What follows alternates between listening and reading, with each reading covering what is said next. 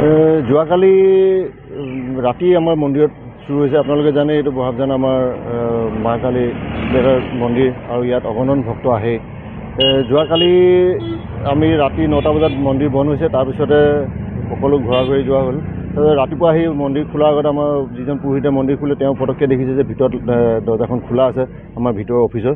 তেওঁ সন্দেহ হ'ল, লগে লগে আমাক ফোন কৰিলে আৰু আমি আহি পেলাই চাইছোঁ যে বাহিৰৰ দৰ্জাটো লক ঠিকে আছে, কিন্তু ভিতৰত সোমাই দেখিছোঁ গোটেইখন একদম লণ্ড ভণ্ড কৰি ভিতৰৰ অফিচ ভাঙিলে।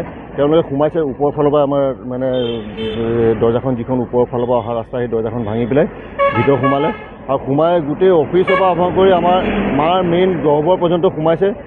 সোমাই আগফালে যিকেইটা দান পাত্ৰ আছিলে সেইকেইটাও ভাঙিলে। ভাঙি প্ৰায় মোটামুটি আমি যদি অনুমানিক ক'বলৈ গ'লে প্ৰায় 1 লাখ মান টকাৰ ওচৰা-ওচৰি মানে কেছ টকা লৈ গৈছে, কাৰণ দান পাত্ৰকেইটাত ভালেখিনি পইচা থাকে। তো তাৰ উপৰি অলপ কেছ পইচাও আছিলে, কাৰণ আপোনালোকে জানে কেইদিনমান আগতে আমাৰ প্ৰতিষ্ঠা দিৱস হৈ গৈছিলে। তাৰো আমাৰ কিছুমান পে'মেণ্ট কৰিবলগীয়া আছিলে, পে'মেণ্টৰ সেই পইচাখিনিও আমাৰ আছিলে লকাৰত। তো গতিকে সেই গোটেই পইচাবোৰ মিলাই মেলি প্ৰায় লক্ষাধিক টকা ওচৰা-ওচৰি টকা লৈ গৈছে। সোণৰ বস্তু এতিয়ালৈকে আমি নিয়া নাই, কাৰণ মাৰ গাত হাত দিয়া দেখা নাই, কাৰণ মাৰ গাত ভালেখিনি সোণৰ বস্তু আছিলে, কিন্তু আমি দেখাত এতিয়ালৈকেতো গোটেই বস্তুখিনি দেখিছোঁ। তো গতিকে সোণৰ বস্তু আৰু যদি কিবা নিছে আমি এতিয়ালৈকে উলিয়াব পৰা নাই। CC কেমেৰা আছে? CC কেমেৰা আছিলে আমাৰ, কিন্তু CC কেমেৰা তেওঁলোকে ৰেকৰ্ডিং বক্সটোকে উঠাই লৈ গুচি গ'ল ভাঙি পেলাই।